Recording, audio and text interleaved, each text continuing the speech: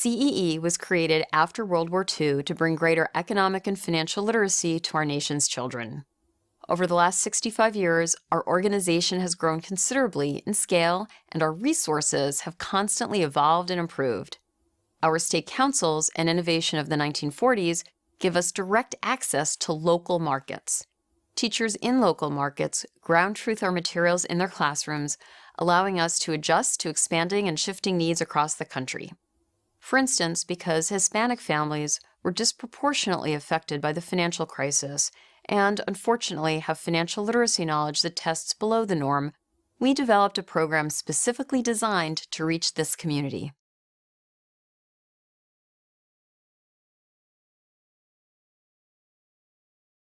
Of course, we always want to reach more teachers and more children. Probably the most effective tool in that regard is educational technology. It provides an economic and efficient way to both broaden our reach and tailor it to individual teachers and students. EconEdLink has free lessons for teachers, interactives to use with students, our popular Teaching the News feature, and importantly, videos to allow teachers to watch their peers teaching lessons. Gen I Revolution is a free online game for high school students. It's critical that we continue to reach out to teachers and students with greater innovation.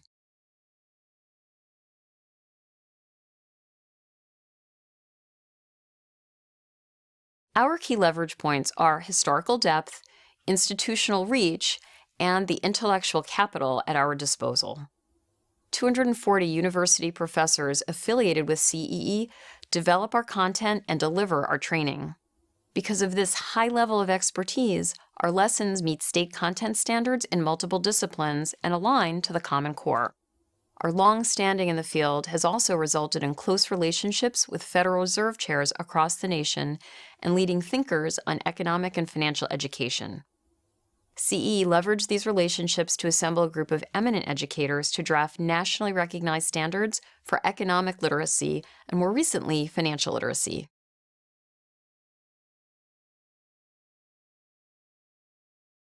The single most effective element in our organization are our affiliates, our state councils and university centers. By utilizing the national reach of the affiliates, we're able to field test our programs with teachers and refine them before rolling them out. They are also the key lever in moving state legislatures forward on economic and personal finance requirements for our school systems. And finally, and most importantly, CEE has developed resources that teachers love: interactive, easy to use, and mostly free.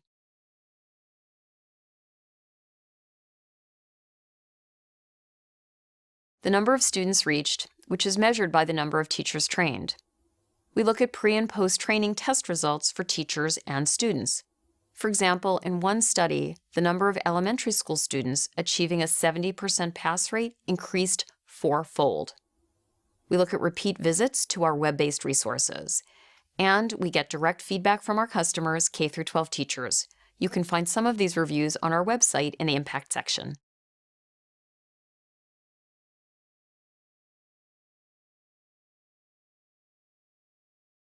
As a result of the recent crisis, economic and financial literacy surfaced as a cause du jour. Nonetheless, our organization has been at the forefront of this issue for more than 65 years. Another misinterpretation is that finance and economics are an additional time burden in the already limited teaching day. Our approach allows these subjects to be integrated into the everyday life of the classroom. Additionally, not enough educators know that much of our local professional development and resources on EconEdLink are free, and that they can earn professional development and master's credits in many of our programs.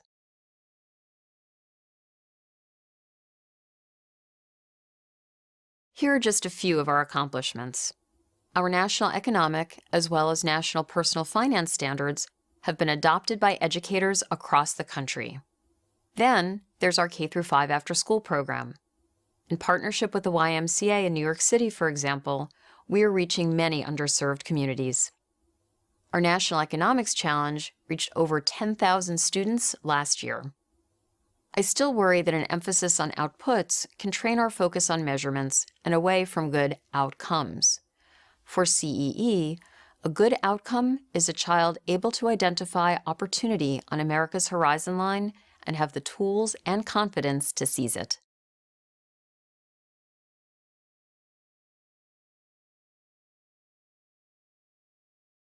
One of the greatest impediments to financial education is the prejudice against the subject material itself.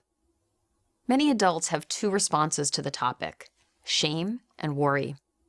And there seems to be a fear that the subject matter itself will contaminate the Arcadia of childhood with fear and apprehension.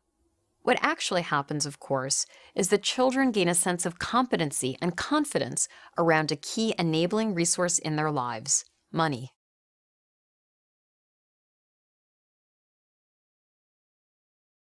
Additional resources would be directed toward increasing the reach and impact of our mission through scaling up our core programs, including those for underserved communities.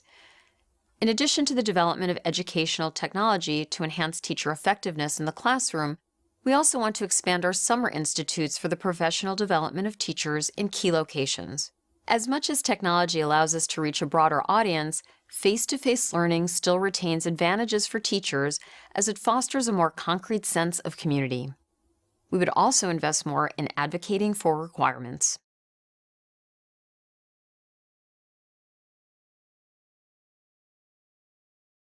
CEE's work is focused and true to our mission. While our reach is national and strong, it still represents less than 10% of our addressable market. CEE's upside growth potential, therefore, is huge and can be achieved simply by scaling up our core programs, such as our National Economics Challenge, the Hispanic and K-5 after-school programs, and investing in key states that tend to drive educational advances in their respective regions.